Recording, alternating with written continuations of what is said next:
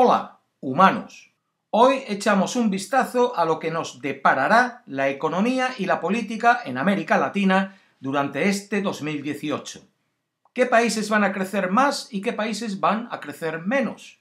¿Quiénes se perfilan como futuros presidentes en las numerosas elecciones que sucederán este año? Veamos cómo organismos internacionales, comentaristas y encuestas responden a estas preguntas.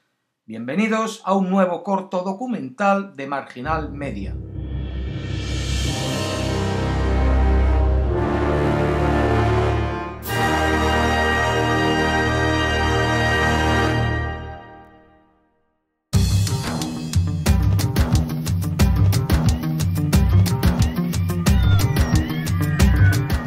Echando primero una ojeada por encima del hombro a lo que acabamos de dejar atrás, vemos que el 2017 fue un año peculiar. Países no muy acostumbrados a disfrutar de triunfos económicos generaron riquezas, mientras que otros, acostumbrados a las vacas gordas, decepcionaron. Entre los primeros, destacar los 5 países que generaron más riqueza: Panamá, República Dominicana, Nicaragua, Paraguay y Honduras, por ese orden, con unos porcentajes de incremento de su Producto Interior Bruto de 5.3, 4.9, 4.9, 4 y 3.9% respectivamente. Que no se le escape a nadie que 3 de estos 5 países son centroamericanos, pero no puede decirse que este crecimiento obedezca a estrategia económica conjunta alguna, pues la lista de ganadores abarca desde el gobierno izquierdista en Nicaragua encabezado por el sandinista Daniel Ortega al marcadamente conservador de Juan Orlando Hernández en Honduras.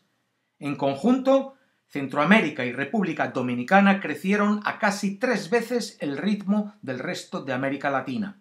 Entre los segundos, los países que decepcionaron, Venezuela destaca por encima del resto.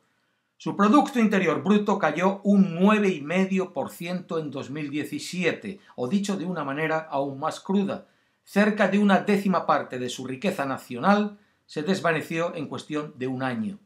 Eso, si atendemos a esta cifra proveída por la Comisión Económica para América Latina y el Caribe de las Naciones Unidas, que si hacemos caso al Fondo Monetario Internacional, este apunta que esa caída ha sido de un 12%. Se estima que en los 4 años comprendidos entre 2014 y el final del 17, Venezuela ha perdido un 34% de su Producto Interior Bruto, una tercera parte de toda la riqueza del país. Esta es la peor crisis en magnitud y duración de la historia económica de Venezuela. Y la gente lo está notando. La inflación es la más alta del mundo. La pobreza aumenta. 3 de cada 4 personas han perdido peso como consecuencia de la caída del ingreso real y la fuerte escasez de bienes básicos, un promedio de 8,7 kilos por persona. Tras Venezuela, los siguientes países que avanzaron menos económicamente fueron Cuba, Brasil, Ecuador y Haití, con unos crecimientos de su Producto Interior Bruto de 0,5, 0,9, 1 y 1,3% respectivamente. Eso en cuanto al año pasado. ¿Qué podemos esperar para este? ¿Más de lo mismo? Antes de deciros qué países crecerán más económicamente y qué países crecerán menos en 2018, saltamos a la política. Porque este es un año de elecciones en muchos de nuestros países latinoamericanos, y sabido es que a la economía no siempre le gustan mucho los cambios políticos. Parece ser más amiga de la estabilidad, como lo prueba el caso de Bolivia, que a pesar de tener un dirigente que poco a poco se afianza en el poder como un dictador, es el país que más ha crecido esta década en América del Sur. Las elecciones presidenciales previstas este año en América Latina en el orden cronológico que están anunciadas son: primera, la de Costa Rica, donde ya se ha celebrado la primera vuelta y al no alcanzar ninguno de los candidatos el 40% de los votos necesarios para ganar los comicios, los costarricenses tendrán que volver a votar el 1 de abril para escoger su presidente entre los que fueron los 2 candidatos más votados de las primarias. Y la sorpresa ya ha saltado. El descontento de los votantes con la corrupción ha motivado que ninguno de los dos partidos tradicionales pasaran a la segunda ronda. Parece que los ticos pueden decantarse por un cantante de música cristiana como presidente. Suerte para ellos. La segunda elección que se avecina será la del 22 de abril en Paraguay. La contienda presidencial se perfila como un choque entre el derechista Partido Colorado, que ha gobernado al país por buena parte de los últimos 70 años, y la alianza de centro-izquierda integrada por el Partido Liberal y el movimiento Guasú del expresidente Fernando Lugo. Con el actual presidente Horacio Cartes descartando la reelección, debería de ser una transición presidencial tranquila, pero nunca se sabe. Hace menos de un año, los paraguayos incendiaron el Congreso. El mismo día que en Paraguay, el 22 de abril, van a ser las elecciones venezolanas, fecha anunciada hace solo unos días. Los comicios son adelantados porque es lo que le conviene al presidente Maduro para aprovechar el mal momento que atraviesa la dividida oposición venezolana. Recordar que la oposición boicoteó las pasadas elecciones municipales y la polémica Asamblea Nacional Constituyente determinó que los partidos que no hubieran participado en esas elecciones municipales no podrían participar en esta contienda por la presidencia. Eso y fallos judiciales que impiden la potencial candidatura de varias importantes figuras de la oposición van a hacer que Maduro se quede solo. Todo para él. El único que puede hacerle sombra es Rafael Ramírez, un contrincante dentro del propio chavismo. Colombia celebrará elecciones legislativas en el mes de marzo, pero son los comicios presidenciales previstos para el 27 de mayo los que centran la atención del país y la región. Todo parece indicar que habrá que esperar hasta la segunda vuelta, en el mes de junio, para conocer la identidad del próximo inquilino de la Casa de Nariño. Van a ser unas elecciones disputadas, con un telón de fondo en el que resalta el futuro de los acuerdos de paz como algo significativo. Es el posicionamiento de los distintos candidatos sobre este tema lo que está perfilando a los favoritos. Las FARC, con distinto nombre pero el mismo acrónimo, se presenta a las elecciones. Su candidato tiene escasas posibilidades de colarse entre los favoritos, pero su sola presencia muestra la importancia que este año van a tener las posibles alianzas para quien quiera salir elegido presidente. México, 1 de julio. Las elecciones mexicanas sin un claro favorito, aunque por el momento el izquierdista Andrés Manuel López Obrador, AMLO, marcha por delante en casi todos los sondeos. AMLO ya quedó segundo en 2 elecciones presidenciales anteriores. Puede que a la tercera, encabezando una coalición liderada por su propio partido, vaya la vencida. Su principal rival parece que va a ser Ricardo Anaya, el candidato del Frente por México, una insólita coalición entre conservadores e izquierdistas. Anaya intenta capitalizar a su favor la voluntad de cambio existente en el electorado mexicano. Dada la bajísima popularidad del gobierno de Peña Nieto, Meade, el candidato del PRI, parece descolgarse. Pero no olvidemos que desde 1929 hasta la fecha, a la maquinaria del PRI solo se le han escapado 2 elecciones. Brasil, en octubre. El día 7, la primera vuelta, y el día 28, la más que probable segunda y definitiva. A saber qué puede pasar desde hoy hasta entonces. Para empezar, las encuestas dan como favorito al expresidente Lula da Silva, alguien a quien hace menos de un mes se le ratificaba una condena de 12 años de cárcel por corrupción. Ni su partido, el Partido de los Trabajadores, quiere buscar otro candidato, ni a los brasileños parece importarles que un presidente que ha sido condenado por corrupción pueda volver al poder. ¿Por qué? Porque no creen que el resto puedan ser mejores. Es ese descontento del electorado brasileño el que puede abrir paso a alguna nueva personalidad en los próximos meses. Veremos.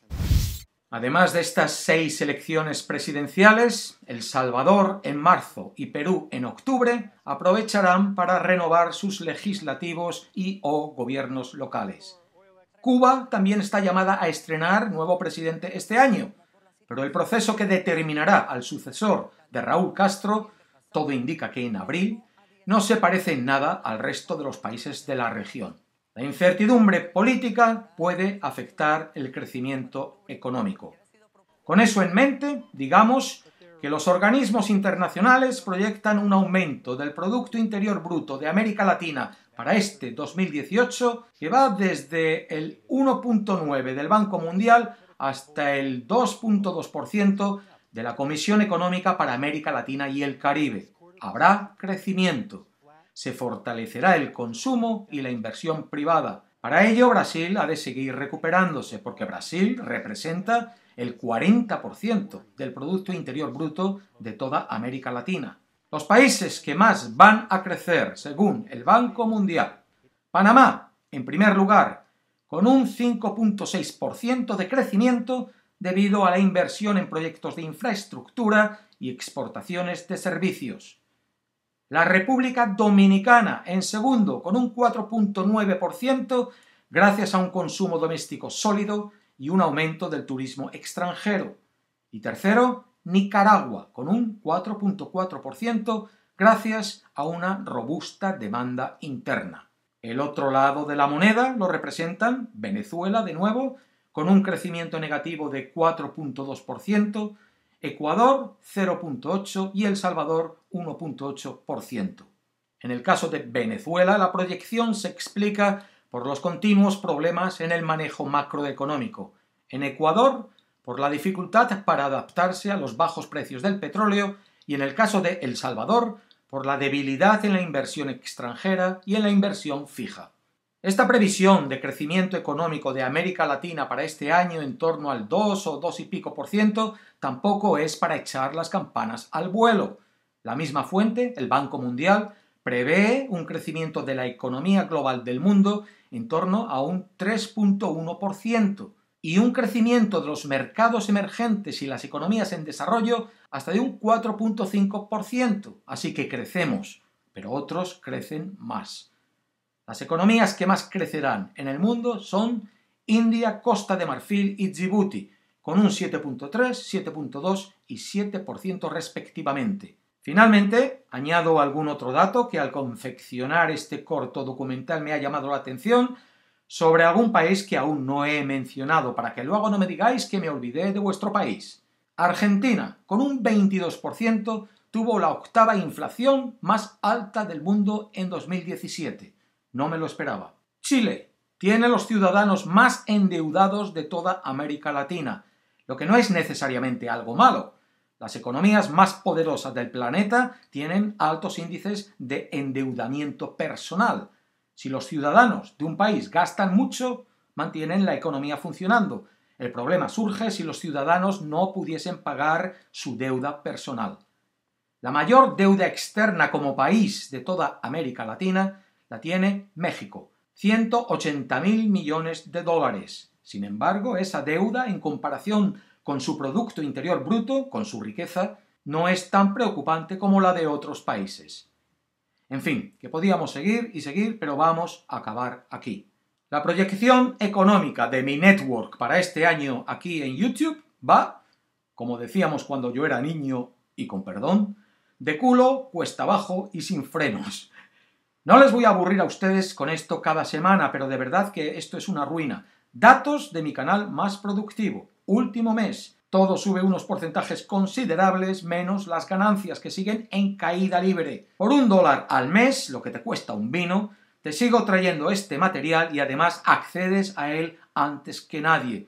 Por $10 tienes mi asesoramiento continuo y personal con el proyecto creativo que quieras iniciar. Aportes lo que aportes, ayudarás a crear marginal.tv, un lugar menos rancio que este. Hasta que me canse, la paz.